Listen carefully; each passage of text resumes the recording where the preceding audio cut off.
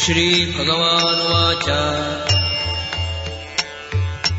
कुतस्त्वा कष्मलम् इदम् विषमे समुपस्थितम् अनार्यजुष्टम् अस्वर्ग्यम् अकीर्तिकरम् Arjun.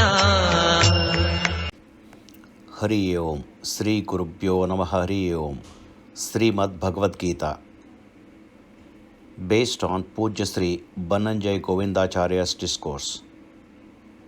Chapter 2, Sloka 2. Gist of the sloka. Lord Krishna spoke, Arjuna, why are you in this situation, which the wise man would not approve of, and neither would it give you a place in the heavens. This would destroy your name and fame.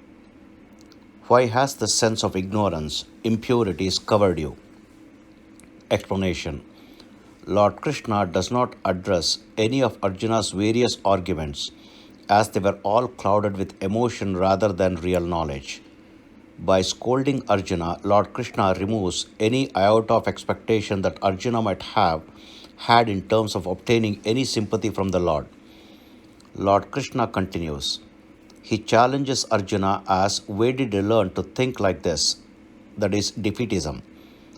How did this happen? When the war is about to begin, when you should be ready to get into the battle, why are you thinking like this? Aryas never think like this. By thinking along this line, you are about to lose all the fame as a great warrior and thinker on the earth and no place in the heaven.